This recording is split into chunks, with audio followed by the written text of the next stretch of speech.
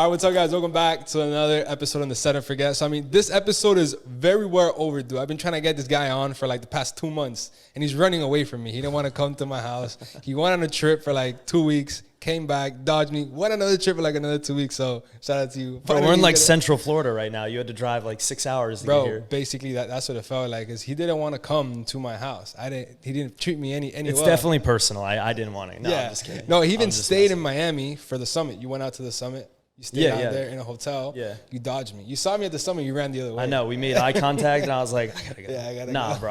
I appreciate you driving up here, too. Reason to drive the Ghost, too. It gives you a purpose other than stun in Miami. Drives by itself, basically. I was just cruising. So, I mean, bro, how was it? How'd you like the summit? I know we only saw each other for like 2-3 minutes, but how'd you like the summit? No, it was great. I mean, I like to go to all events. That's how I've built my entire career, like networking. You feel me? So the more people you meet, I just think the more chance of success you have, and also to support you guys. You feel me? Like Raul, Q, Anthony, the whole FIP crew. I met Alex Santi there. Like, there's a lot of good guys that I've followed on social media, and we've talked, but we've just never really met in person. So I'm a big in-person guy. Like, I showed out. I like showing out and supporting people. So, I mean, I know you do a little bit of everything. You're into real estate. I know you're into the social media marketing. Yeah. I just saw you've been trading lately. You got like a bot that's been trading for you. You do real estate. Yeah. I know you work with Grant personally. What'd you do with Grant? I know you worked with Grant back in the day. You were part of his sales team. So almost. Okay. He fired me. Why? So back in 2015, I quit everything. Okay. I moved from upstate New York down here. Mm-hmm. I had a corporate job, was making like 30 grand a year at 20 years old. You're killing it, right? Like you think you're killing it. Yeah. Still living at home, but I got the opportunity to come interview with Grant. And he brought me down, and I was on this TV show called Whatever It Takes. All right? There was 15 people. I made it to the final 4. Oh, shit. I'm like, I might actually win this. I was 20, like, youngest guy in the show. I thought I had an edge. Boom, he kicks me off, bro. Kicks me off. So now I'm down in Florida. I have no job, nothing. I didn't work with him then, but when he kicked me off, the videographer is, like, trying to get all your emotion. He's like, what would you say to Grant? If you had one thing before you leave the show, what do you say? I'm like, I'll be back, So I definitely came back, and I've been around him a lot. I've worked with almost everyone, on his team with their social media and branding. And So when you got kicked off, is there any reason why he kicked you off? All right, guys, so the giveaway for the $100 account that I took to $3,000 or $2,900 in about 3 weeks. Yes, every single trade that I took in there was called in my Signal group. If you guys want to sign up, the link is below. But what I decided that I'm going to do is I'm going to literally split the account in half. So I'm going to do 1,500, 1,500, and I was going to pick 4 winners for the Olympic Ring Challenge. So what is the Olympic Ring Challenge, right? So I picked one of my top students from the boot camp. He literally flipped $1,500 to $3,000. Shout out to Fernando. Pop up a picture of Fernando right here. So Fernando flipped $1,500 to $3,000 in like 3 days. So he's going to go up against 3 random people. We'll pop up the winners right here. They signed up to the giveaway. If you guys want to sign up to the next giveaway, just subscribe. Literally, you guys can be part of cool giveaways like this all the time, right? So I'm going to make Fernando go up against our first giveaway winner, which is going to be Alexander. And then whoever wins from this challenge will move on to the final. And then we'll get both of the other contestants to go against each other, and then they will go against the winners at the final. Those are the winners that are right here. Make sure to message me through DM, and then we'll kind of discuss everything in details, how I'm going to give you guys the challenge with the account. And best of luck to all of you guys. And if you guys want to be part of the next giveaway, just make sure to subscribe, and I'll see you guys in the next video. Oh, and by the way, make sure to stay tuned, because the winner of this Olympic challenge, I'm going to fund them a 100K account to see what they can do. Because if they just flip $1,500 to $3,000 and then they outbeat everybody, I know they're going to be profitable, so I'll make sure I fund them. So if you guys want to stay tuned to that, make sure to subscribe, because I'm going to do a whole YouTube series on that. So see you guys. Take it easy. I just think I was too young. Yeah, I was like 20 years old. Yeah. Looking back, your path kind of like happens how it's supposed to. Everything happens for a reason. Exactly. Because now I saw you went on a private trip with him for like 2 weeks. Yeah. So that was a charity event. Paid 25 G's for the ticket.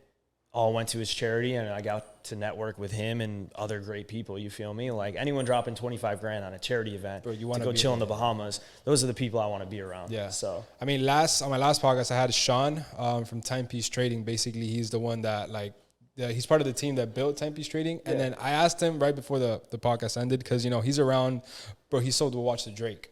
Like, Crazy. like this guy's big deal. An RM? So yeah, bro, like a collection, like Patek, RM, everything to Drake. So I asked him, I'm like, bro, like what would you say would be your number one piece of advice? He's like, bro, your network is your net worth. So you're telling me you're paying $25K for a ticket to be in the room with the people. Like, I'm sure you got something out of that, maybe some context. You probably don't get nothing like right off the spot, but I'm sure you build a relationship. On the spot, we generated like 70 G's in revenue just from the connections there. So it paid for itself from services I sell. Someone bought verification. Other people bought Instagram growth promos. I got people interested in the fund. So that's why I go to networking events to network. And it's so tacky. Like your network is your net worth. But it's true, bro. It's true if you have good services and offerings to provide to those people and you've kind of like established your brand and your name so that when those people from the event come and actually look at you, they trust you. You feel me? Of course. Because it's not just through like a screen, just seeing you in person. Exactly. Yeah, and it's also like you don't show up to an event and all of a sudden you're rich at the same time. You know, like you could be friends with a lot of people that make money and still be broke. Yeah. So back to when you were 20, what'd you do after that when you got kicked out? Because I mean, was that like kind of like a tough path? Did you go back? It was tough, like leading up to that. I went to college, got almost in a lot of trouble. I had to leave. Left college, dropped out. Okay. Yeah, after a year, all my friends are still in school, so I was like pretty depressed, right? Yeah. Like everyone is about to graduate, and you're like a freshman dropout with no path. I started bussing tables, and then I did network marketing.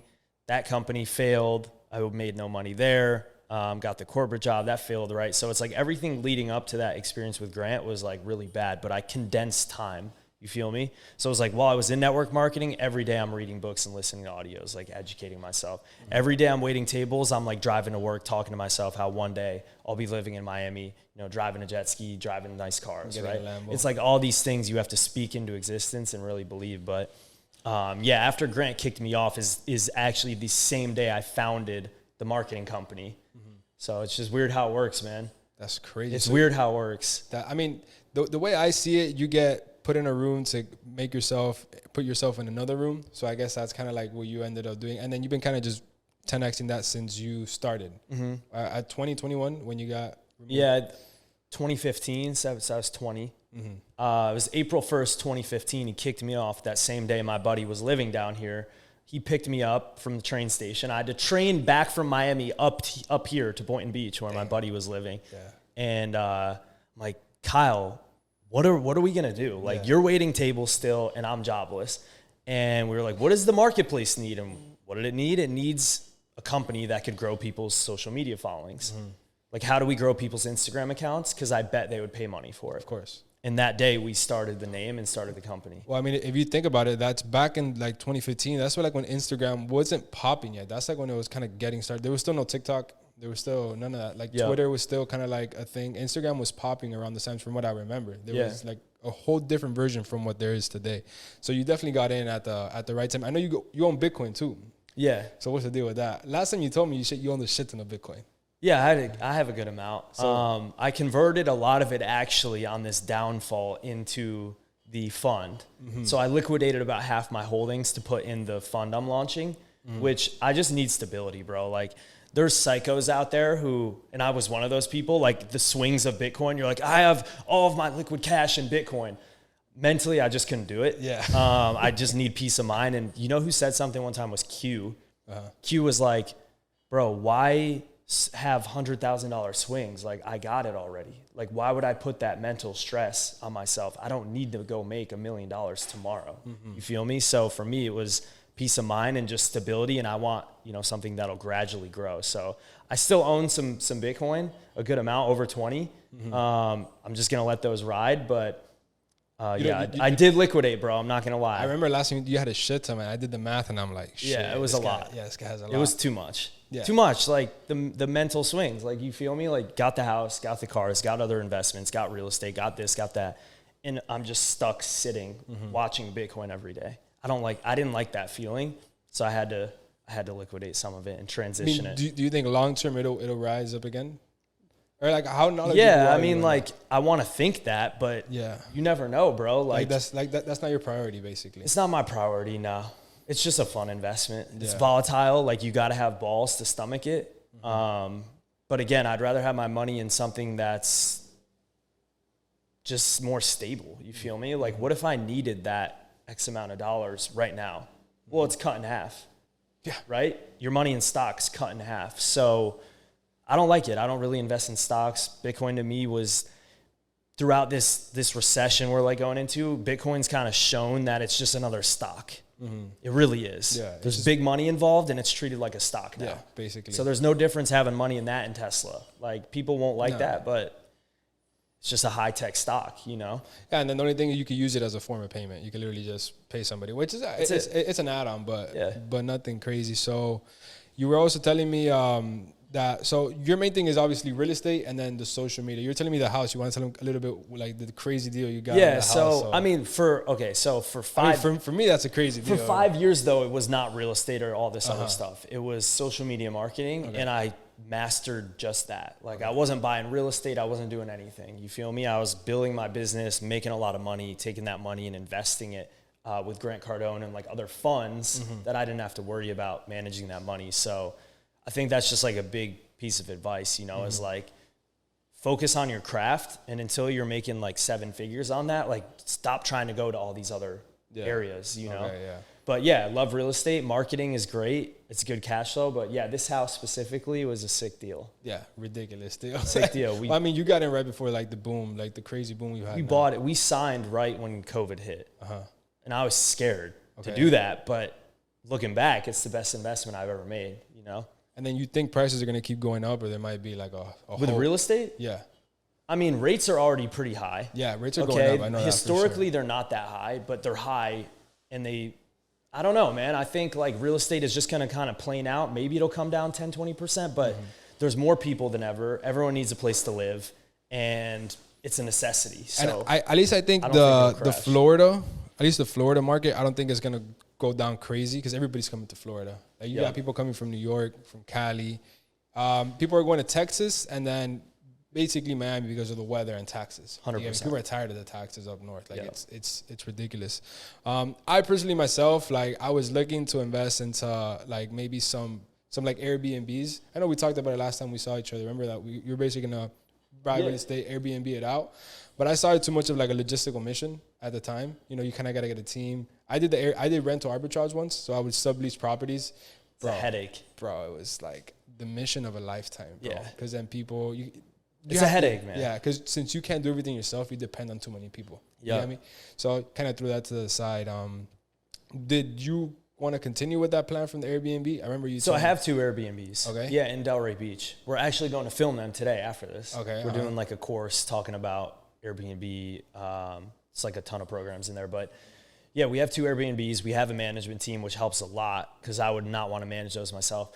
But I don't know. Real estate to me is, I love real estate. Like, half of my wealth is in real estate, but I find things like Forex and other, you know, industries out there that really can provide you a better cash flow, and they're liquid. That's where my focus is at now. You know, like, I'm good on real estate. I don't want to buy right now. And I would advise anyone looking to buy to wait like another year or two. Because Grant says his real estates that they can't go down because they're like the big multi-family. Anything can go down. Yeah, and I'm just like, I don't know. We recently found out about a building close to where we live. They just sold for a big number, and we kind of did the math, and they were overpaying for the units, $200K over. You're like, how is this possible, bro? We did the math, and I'm like, bro, how is this possible, bro? They're paying for 2 twos, $500-600K. Yeah, and they're going to try and up the rents and everything, right? And this isn't the route. You know, I stay in the route. You know the fear and greed, right? Like, real estate right now, people are still greedy. I think so. You feel me? Like, that guy buying that property thinks he can go in and raise rents through the roof until he can't, and until it's not renting, and then what? Then he's messed up. We also found out that there's a lot of like late fees. Like, once I don't know the normalizing. I don't know if late fees are normal, but we also found out once late fees start becoming normal, bro, people are literally not making the monthly payments. You get me? So I don't think that is a good sign that prices are going to keep going up, in my opinion. I don't think they'll keep going up. I think they'll plane. I think they'll come down a little bit. But even a 10, 20% dip, that's when I'm going to buy, right? Like, look for properties that have been on the market for a while. Those are the guys and the girls willing to make deals on that sale, especially a year from now at like max pain with the admin running our country. You feel me? Like, we're going into a recession. I don't know if it's their fault entirely, but I don't even want to get to politics, but it is what it is right now. I hate politics. We hit such big highs, bro. Like, it's got to come down to a certain point. So right now I'm kind of chilling. I have money, you know, in the Forex market, like liquidity working. We were talking about that before this. Yeah. That's my main focus. Marketing is running. I just launched a new program, Boost Buddy, helps people grow their followers, engagement, all that good stuff. So you told me you were going to do something with this. This is leaving in like 30 minutes. Why? Why? What do you got coming? We got the SV coming in. Aventador SV. Nothing against Raul. I love the SVJ, but there's something about the body kit on the SV, bro. That to me, it just looks a lot like it's clean. Iconic. Yeah. It looks more like track. Yeah, we're gonna have to re-record that part. No. It's like he has a line for a dog in his house, bro. Like I walked in, I see this line, I'm like, oh shit, I've never seen a dog that big. So what, you're gonna trade this for the SV? What, you got bored of this? Yeah, so I had an Aventador, right? When the white you one, were there. I remember. No, it was silver. Silver. Remember, yes. I came down to your guys' compound down there. I remember. Man, I bought that car, and I'm always flipping in and out of cars. So I hit up my Albert, right? Eurostable. Oh, okay, yeah. I'm like, yo, bro, I want to see what this car is worth. Like, what could we wholesale? He's like, yo, you know this is a Canadian VIN, and no one will buy it in the United States. I'm like, hold on, what? What do you mean? So I bought this car from dealer, Kearns Motors, ironically. Literally the same last name as me, and they screw me over, bro. Wow. I buy an Aventador, it comes in, matte black, busted, broke down in the shop for 6 weeks, couldn't fix it. They're like, hey, we got another Aventador, the silver one I had. Just pay us an extra, 100-something K, and we'll swap you to the bigger, better one. It's 1/100. I'm like, whatever, right? I'll do it. Whatever. It's 6 figures, fuck it. They fucked me again, bro. On the silver one that came in was a Canadian car. Well, you didn't know this. I didn't know this. They never disclosed it. It comes in. I drive it a couple months. Sick car. I remember. But I go and sell it, and the max offer I got here in the States was 300 G's because it's Canadian. God. So I start like What'd you pay for it? 380, dude. I'm not taking an 80K loss on a 1/100 Aventador. Yeah, there's no way. So thank God, Lamborghini Montreal, Pascal, I think is his name I was talking to. He took the car at 365. I took a little loss, swapped out of it. I got this. Evos are fun, but yeah, you get bored of it. It's like you can't go from a 12-cylinder back to this. Never. You know. I mean, I had the R8, which is basically same thing. It's the same thing. Same engine. Yeah. Then I went to the McLaren, which is still in the shop. McLarens are terrible, bro. It's because somebody hit me, but it's still getting like repairs. There's still something with McLaren is always. It's just like a curse. Yeah. The next thing I want is either like for sure a V12, but I can't go back to like a V8. Like turbos are cool and all that, but we're Miami, like it's hot. Yeah, you know what I mean, like you can't really get that much out of turbos unless you're having fun at night. So what are you gonna do with the SV? You're gonna kind of have that for? I'm chilling on that. Yeah. I was like, is this a U.S. car? Is this? I had all the questions ready to go. Chilling on it. I had no idea about that though. I think I picked up the last one under 550K. Like I said to my fiance, I'm like, I think I just picked up the last SV that'll ever sell for this low of a price. It discontinued. They're done. It's only hybrid, and the prices are just exploding. So. I'm hyped. It's coming in. I got a good deal on it. Swapping this one out. He gave me a good trade. I made money on the trade-in with this. Fire. It was a good deal. I was like, all right, we're doing this. Yeah. But yeah, chill with it. It's got 6,000 miles coming in. Mint. Try and keep it under 10K. Bring it out here and there. Yeah, I mean, you have a daily too, so it's not really a big I got the Technicon order and the Aventador replacement too. Nice. So I'm kind of like, I'm chilling until those cars come in a year and a half, 2 years. Oh, yeah. I'll chill with the SV. I want to keep the SV though. For as long as I possibly can. I think that'll be $1 million car in 5 years. Just like, I mean, Rose SVJ's at $1 million now, or like which is insane because the MSRP'd at like 580. He paid like 650, and that was a lot. Crazy when he bought it like a year ago. It's crazy, man. So now he could literally flip it right now for like 980, 985 around that price. He's got some miles on there too, yeah. Nah, I think it's like 3,000-4,000. What? Yeah, he doesn't drive it. He purposely has that car it's an investment. Yeah, just to park. It really is an investment. Yeah. That's why I got the SV. I'm gonna drive it, but it's gonna be in here, and I'm only gonna take it out when I got to show out. Like the Summit. You feel me? That would have been perfect. But I'm not gonna just daily drive it around for fun. Yeah, no, I wouldn't. I mean, that wouldn't be a deal. Other than when it comes to real estate, cars, and I mean BTC. What other things are you looking to invest into? So I'm investing into a shit ton of shit. Yeah. So I'm launching a hedge fund. Nice. That's dealing around this software, trading in Forex market, the high frequency trading. So that's 100% my main focus right now. I've scaled back a lot on the marketing. It's just, I've done it for so long. It's time for the next chapter. It's why I launched that system. So it's kind of automated. But yeah, mentally, you know, I want to raise 25 mil over the next year. Oh, that's easy, bro. And get it in the software. And at that target, you know, a lot of shit will change. Yeah. So that's my main focus. Like, I have a lot of faith in the system. I've done everything right. Got an attorney in DC. We got admin team. We got like the whole hedge fund set up, ready to go. Launch it in like a week. Oh, wow. So I'm hyped for that, bro. Oh, that's soon. Real soon. And how long did it take you to kind of build the... Like 4 months. Okay. That's not that long. Nah, it's not long, but I mean... Yeah, a lot of people don't want to do it the right way. You feel me? Like, if you're going to go raise millions, like, you got to make sure your structure from day one is just set up proper. You don't want it coming back like a year later, crumbling, people coming at whatever, right?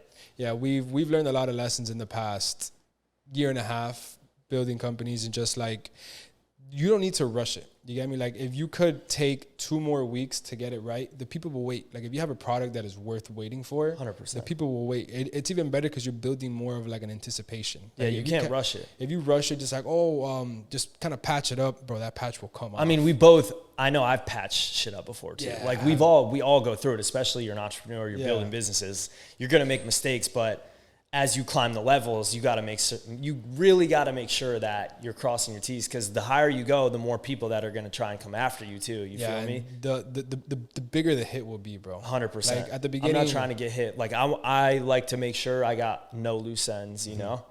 So, I mean, what would be like one of the top things you would recommend to people like building anything? Because I mean, you've had the hard, but you came from nothing. You came from a city that... Like middle class. Yeah. Really small town, though. Yeah. Like, really small town. That's what we spoke last time at the compound. You came from a town where, like, there's nothing, nobody. Yeah, you guys, a lot of your audience is Miami, right? Yeah. Like, people in Miami. It's crazy. I moved down here when I was 20. It's like, it's insane, right? I drive 5 minutes from my house. There's, like, cow farms where I'm from.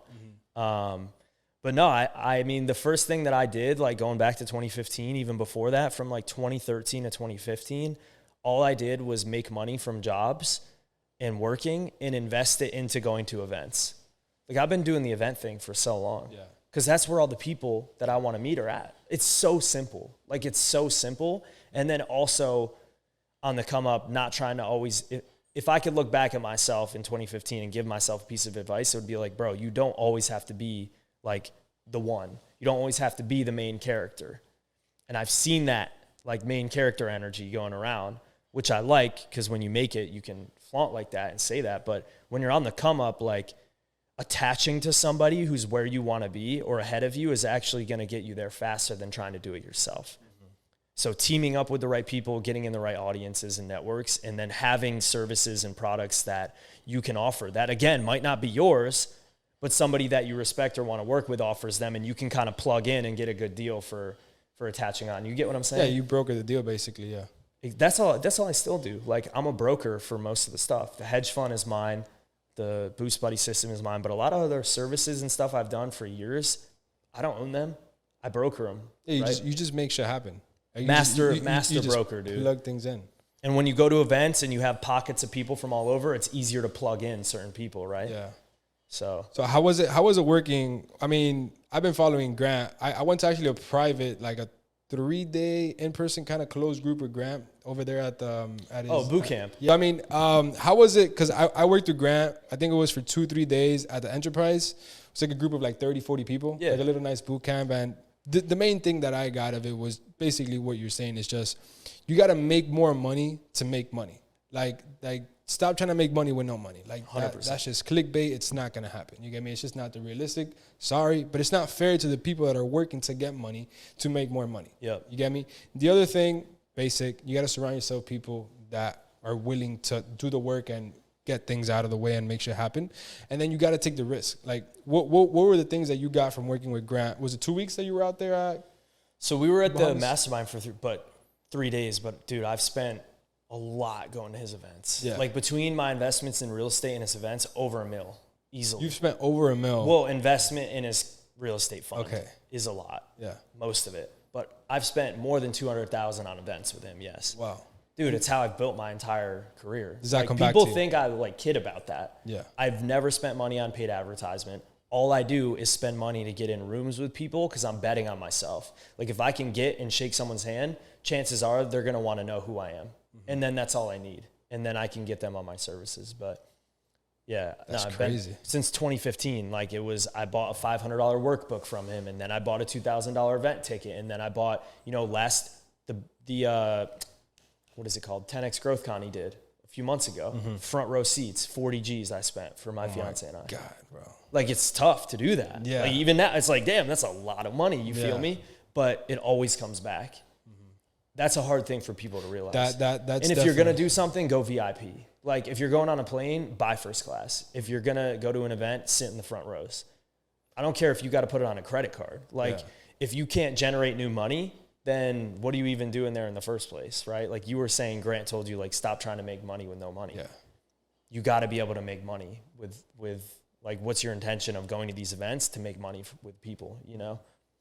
I mean, that's definitely like when I bought the Richard, the way I looked at it, I'm like, I'm doing this as an investment. That's just stupid. Yeah, it's clean. It's clean. Yeah. No, but the way I did, I'm like, bro, it is sick. It's sick. But like, I like the watch. That's dope. I did it more to invest in myself and then the network. Like now I'm close with Timepiece, with Neil, with Sean, and these guys are huge just with a bunch of different other influencers that I could just expand to. It's like a club. Yeah, and then what they told me, like, bro, this is a statement. Anywhere you walk into the right room, the right room where they're on, people are going to know who you are, and it's different. You're not 100%. Like, not that people judge you by your cover, but people know it's a statement. No, you're being judged. Yeah. Oh, no.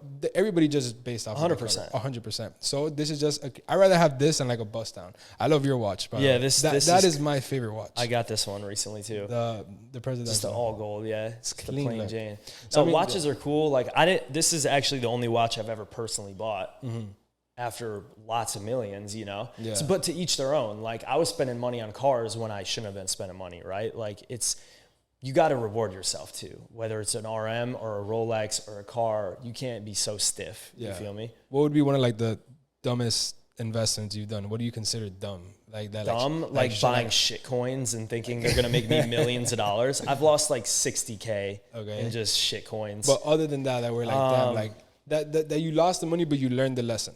You get me?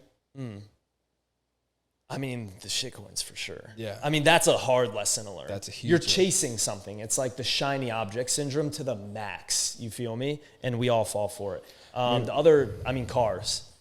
Like car market right now is dumb. Retarded. They're all going up. Well, I mean, you could buy, like, I personally don't buy no cars that are new. To me, it's the worst thing ever. But what's crazy is if you're getting cars at MSRP from dealers, it's actually really smart right now. Now. So it's a tricky situation. Yeah, it's very tricky, but I don't know. I mean, dumb investments, it's definitely in the money markets. Like I tried day trading 2 years ago, blew like 80 grand. The lessons that I've learned with myself is that I'm too impatient to be like in it. So I just need things to kind of be streamlined for me. Whereas like other guys, like you can go and trade and make money. It's incredible. To me, trading is like the hardest skill to master. And anyone who can make a living from it is like, wow, I applaud you to the max because you really learn a lot about yourself in that. But yeah, dumbest investments, trading, buying stupid coins that have no value, and then just like some of the older cars I got. You just, when you're young and you're going to buy cars, you get, you're inexperienced, the dealer rips you off. You just got to make sure you're... When you pull up young trying to buy a supercar, like, oh, you're trying to buy a supercar. Yeah. Right, they give you the tax. Yeah, you're getting the works. Yeah. You got to go through So what would be the last piece of advice you would give people out there trying to get into either real estate or your social media marketing? Like, what do you recommend people out there to do? Yeah, I mean, social media is definitely the easiest and the cheapest. Like real estate, you need money. You feel me? No matter what. Like you can't really buy good real estate unless you have hundreds of thousands, minimum. Like, so I would say with real estate, you got to stash away a bunch of money. I also think buying a home is smarter than renting. As we've seen over the last dude, like one, your rent goes nowhere. Poof. Okay, but you're paying less. You don't have to put money up front. So let's just get into this argument real quick and we'll close it out. Okay. It's a big thing because a lot of entrepreneurs rent, okay? If you're renting in a place you can't necessarily buy or afford, dumb. Why? Why are you renting a $5 million condo if you couldn't buy it, right? So I think for me, it's an ethic and moral thing. Like the place I'm in, I want to know I can own this thing. 2, there's no equity when you rent. At all. Bro, none. You're losing. Homes, real estate for hundreds of years have gone up in value. So if you can get in a home, bro, buy a home. And then with social media, like we both know, it's your business card. If your social media is whack and it's dull, chances are you're not going to really network with anyone. Even in person, right? Like when we're at the event and I shake someone's hand and they see me on social media, you want that to give you an upper, right? You want people to look at your social media and be like, damn, this guy, girl's got it going on. So I would say invest in your personal brand, invest in yourself, and invest in getting in the right rooms. That's it. That's crazy. Yeah. Appreciate you, Cody, for having us here. Bro. It was a mission to get you it. on, but I'm glad that we can make it happen. So see you guys on the next episode. Take it easy, guys.